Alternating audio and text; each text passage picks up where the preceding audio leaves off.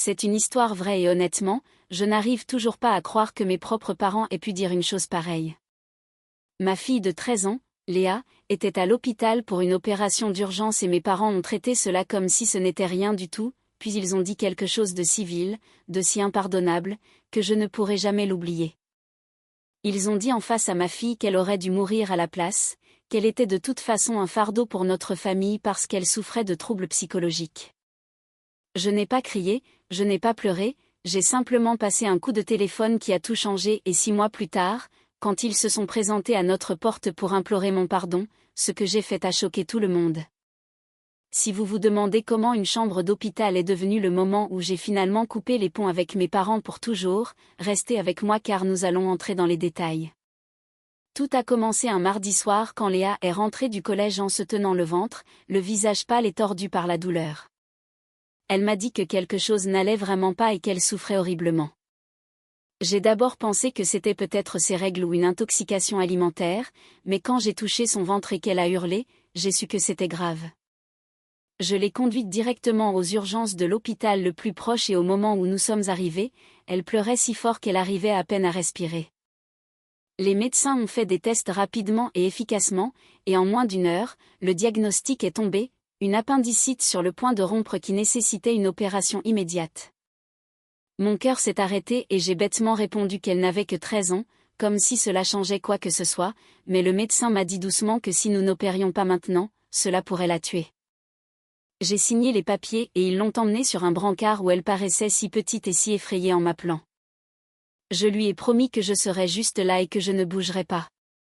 L'opération devait durer 1 heure mais elle en a duré 3 à cause de complications car l'appendice avait déjà commencé à se rompre et ils ont dû nettoyer l'infection. Alors qu'elle était enfin stable et en observation, je me suis assise dans la salle d'attente, tremblante, et c'est là que j'ai appelé mes parents en pensant qu'ils voudraient savoir et qu'ils s'en soucieraient. Ma mère a décroché et quand je lui ai annoncé que Léa était à l'hôpital pour une opération d'urgence, il y a eu un silence avant qu'elle ne demande froidement quel genre de chirurgie c'était. Quand j'ai expliqué que c'était une appendicite grave, elle a simplement répondu que j'étais dramatique et que ce n'était pas si sérieux. J'étais sidérée et je lui ai rappelé que Léa aurait pu mourir, mais elle a rétorqué que les enfants se faisaient opérer de l'appendicite tout le temps et que c'était routinier. Mon père a pris l'autre combiné et a ajouté que je réagissais de manière excessive comme d'habitude et qu'il n'allait pas faire 2 heures de route pour une simple appendicite, me disant de les appeler quand ce serait vraiment sérieux avant de raccrocher. Je suis restée là à fixer mon téléphone pendant 1 minute entière avant de retourner dans la chambre de Léa qui se réveillait à peine de l'anesthésie, les larmes aux yeux, me demandant où étaient ses grands-parents. J'ai dû lui mentir en disant qu'ils ne pouvaient pas venir ce soir-là, mais je voyais bien qu'elle avait espéré leur présence. 2 jours plus tard, alors que Léa était toujours sous antibiotiques par intraveineuse, mes parents ont fini par arriver sans prévenir. J'étais à la cafétéria quand j'ai reçu un message de l'infirmière et j'ai littéralement couru jusqu'à la chambre. Ma mère souriait de ce faux sourire qu'elle utilise en public et a dit à Léa qu'elle avait l'air d'aller très bien, insistant sur le fait que ce n'était pas grave. Mon père a balayé d'un revers de main les explications de Léa sur la gravité de son cas, disant que les médecins exagèrent toujours pour se rendre importants. Puis ma mère s'est assise sur le bord du lit et a commencé à interroger Léa sur sa thérapie pour son anxiété qu'elle suit depuis 1 an. Mon père a croisé les bras en demandant si Léa se rendait compte de combien cela coûtait et des ennuis qu'elle causait. J'ai tenté de les expulser mais ils ont refusé de partir avant d'avoir dit ce qu'ils avaient sur le cœur. C'est là que ma mère a dit ces mots que je n'oublierai jamais, elle a dit à Léa que son anxiété et sa dépression étaient trop difficiles pour tout le monde et qu'elle ne devrait pas demander autant de travail à son âge.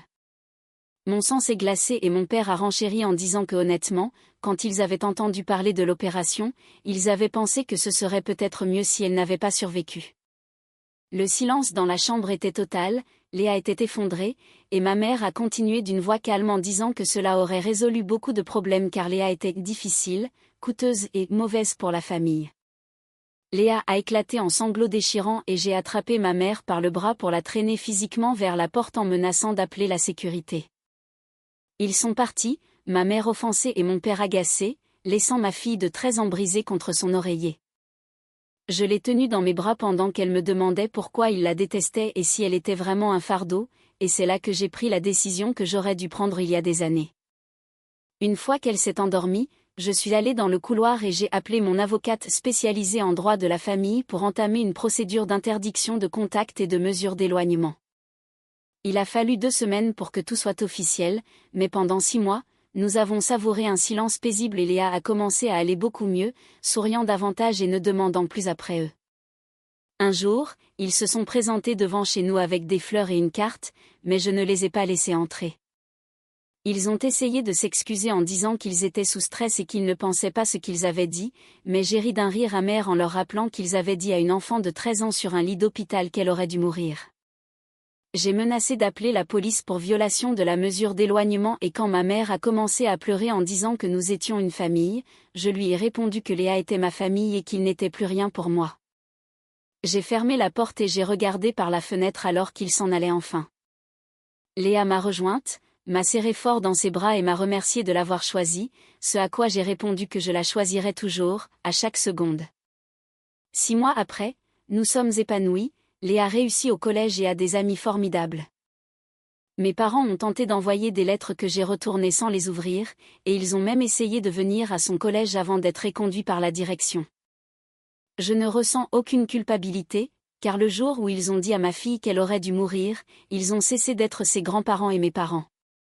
Il y a des paroles qu'on ne peut pas effacer et je passerai le reste de ma vie à m'assurer que Léa sache qu'elle est parfaite exactement comme elle est.